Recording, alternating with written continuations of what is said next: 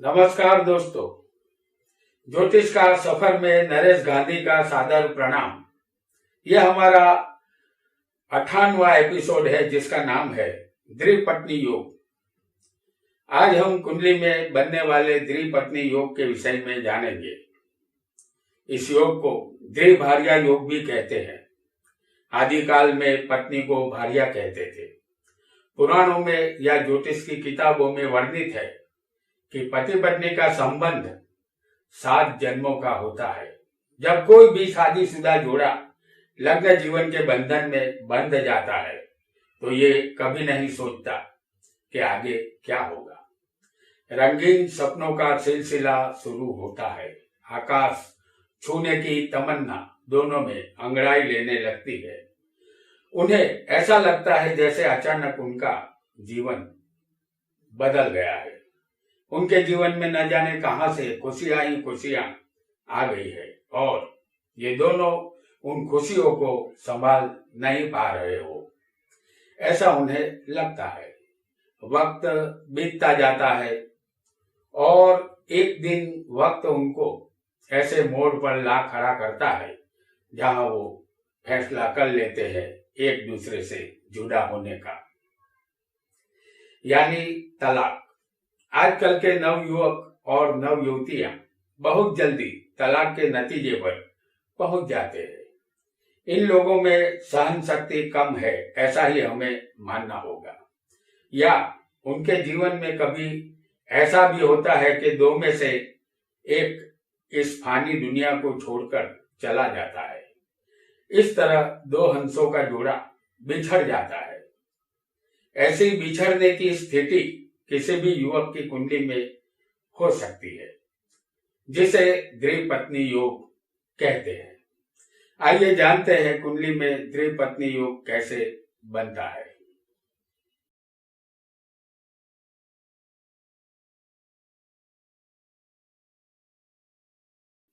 हमने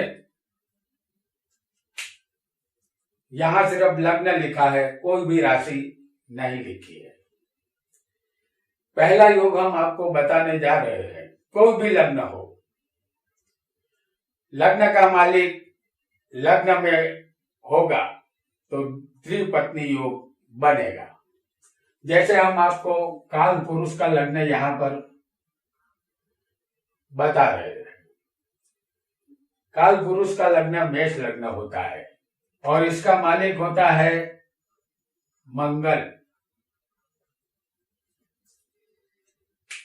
इस कुंडली में लग्न का मालिक लग्न में ही मौजूद है तो उसे द्विपत्नी योग कहेंगे। आइए दूसरा योग जानते हैं।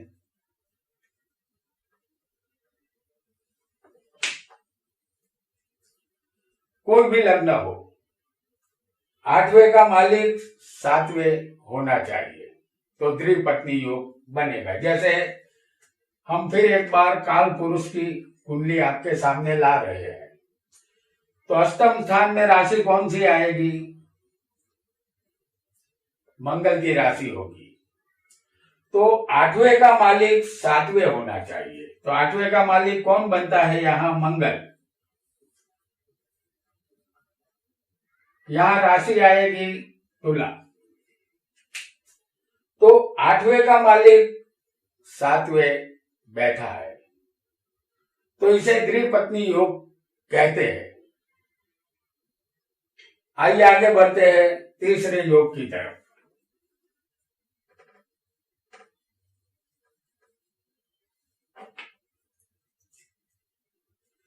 तीसरा योग, कोई भी लग्न हो, लग्नेश और सप्तमेश 6ठे या 8वें होगा तो द्विपत्नी योग बनेगा। यहां काल पुरुष की कुंडली है। लग्नेश और सप्तमेश, जैसे सप्तम का मालिक यहां पर शुक्र बनता है और लग्नेश बनता है मंगल। ये 6ठे या 8वें होने चाहिए। जैसे लग्नेश यहां पर मंगल होगा जो 6ठे है, हम आपको दिखा रहे हैं। तो यहां कन्या राशि आएगी और यहां वृश्चिक आएगी। तो लग्न छठे बैठा है तो सप्तम में आएगा शुक्र, जो अष्टम स्थान में आएगा। योग को फिर एक बार समझ ले कि लग्नेश और सप्तमेश छठे या आठवें होने चाहिए तो द्विपत्नी योग बनेगा। आइए आगे बढ़ते हैं।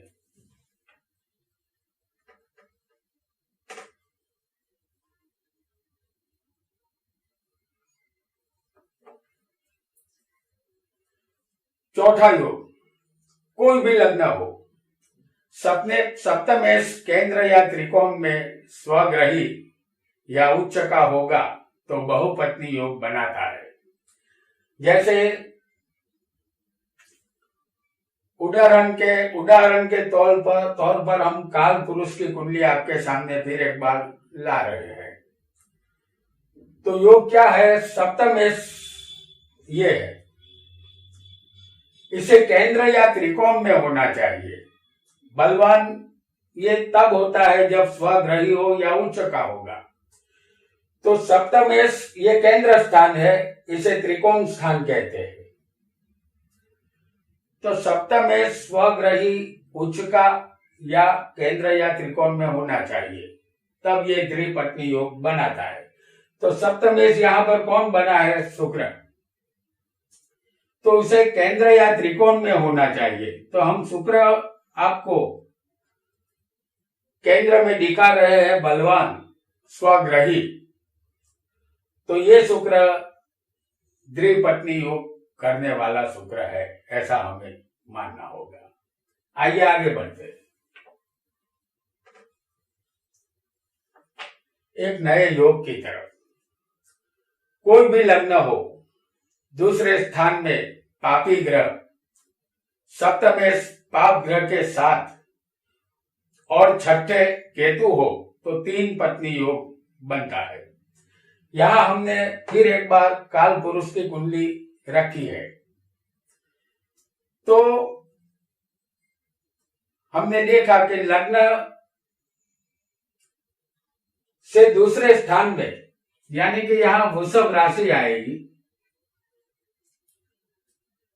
पापी ग्रह मौजूद होने चाहिए।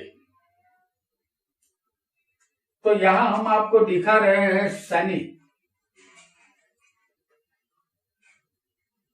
और सूर्य को, और सप्तमेश पाप ग्रह के साथ होना चाहिए किसी भी स्थान में। तो सप्तमेश यहां कौन बनता है? शुक्र।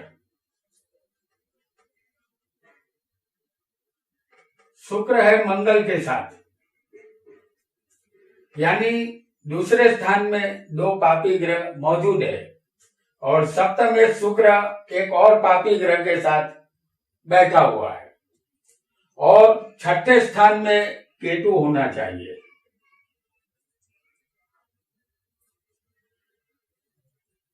तो इसे तीन पत्नी योग कहते हैं। ऐसे जातक की तीन पत्नियां होती है, ऐसा यकीन माने। आइए आगे बढ़ते हैं एक नए योग की तरफ।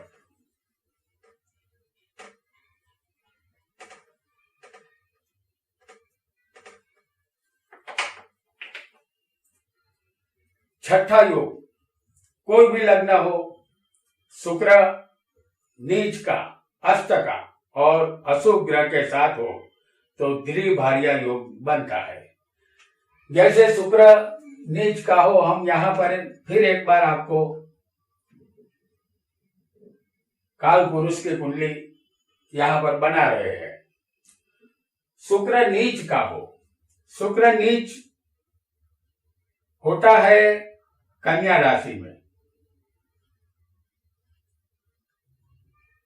ये नीच का शुक्र है और वो अस्त का भी होना चाहिए। तो शुक्र अस्त कब होता है? जब उसके साथ सूर्य मौजूद होता है, यानी कि निकट होता है।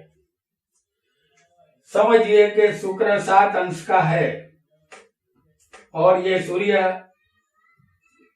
9 अंश का है।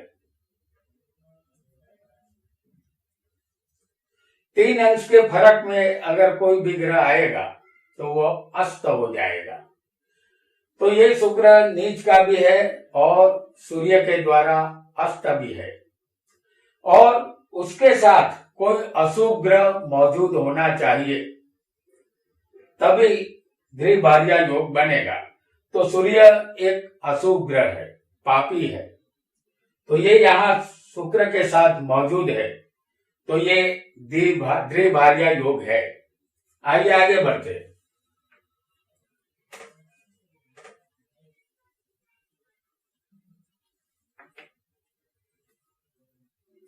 कोई भी लग्न हो, सप्तमेश पाप ग्रहों के साथ हो और दूसरे या सातवें पाप ग्रह हो तो बहुपत्नी योग बनाता है। हमने फिर एक बार आपके सामने काल पुरुष की कुंडली रखी है।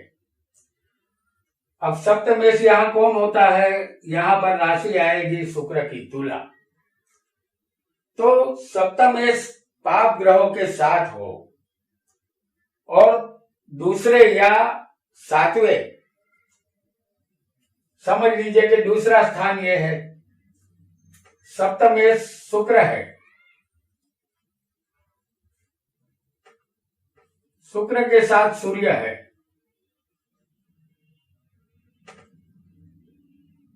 और मंगल भी है।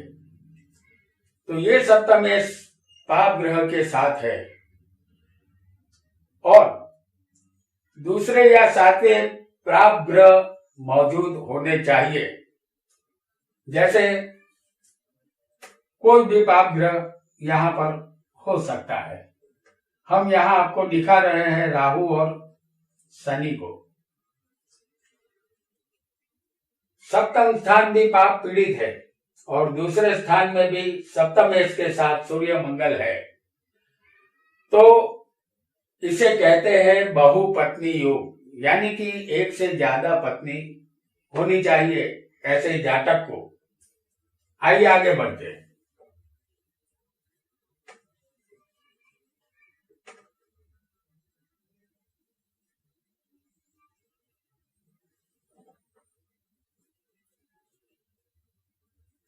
सातवें बैठे शुक्र के साथ जितने ग्रह होंगे उतनी ही पत्नियां होती है। जैसे हम आपको दिखा रहे हैं काल पुरुष की कुंडली,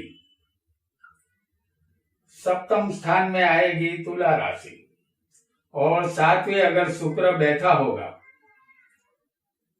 किसी को भी यहां शुक्र हो सकता है। वैसे ये इस स्थान का कारक भी है और कारको भाव नाशाई के हिसाब से शुक्र जहां बैठ जाएगा कारक होकर, तो उस स्थान का वो नाश करेगा। तो शुक्र के साथ जितने भी ग्रह मौजूद होंगे, जैसे हम आपको बता रहे हैं सूर्य को, मंगल को और शनि को, समझ लीजिए कि शुक्र के साथ 3 ग्रह हमने दिखाए हैं। किसी को 1 भी हो सकता है, 2 भी हो सकता है। तो यहां यह समझना है कि शुक्र के साथ जितने भी ग्रह होंगे उतनी पत्नियां अचूक होगी। आइए आगे बढ़ते हैं एक और योग की तरफ।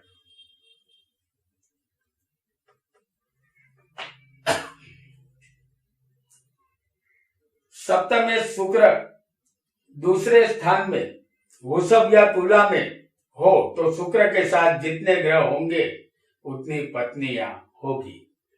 जैसे हम यहां आपको काल पुरुष की कुंडली फिर एक बार लेते हैं, तो यहां आएगी वृषभ राशि और शुक्र यहां मौजूद होगा। अब इनके साथ जितने भी पाप ग्रह होंगे, जैसे हम आपको दिखाते हैं राहु, शनि और सूर्य को, जितने भी पाप ग्रह शुक्र के साथ बैठे होंगे इस स्थान में, तो उतनी ही पत्नियां उसके जीवन में आएगी, ऐसा हमें मानना चाहिए। या यहां पर समझ लीजिए कि तुला राशि हो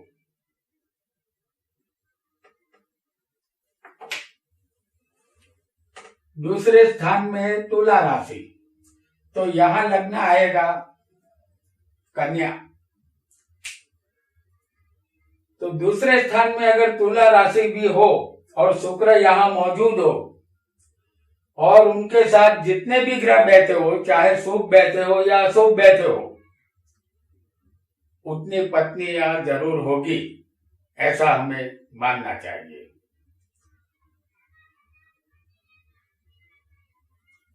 तो दोस्तों, उपरोक्त योग जो हमने बताए हैं वह सब द्विभार्या योग है।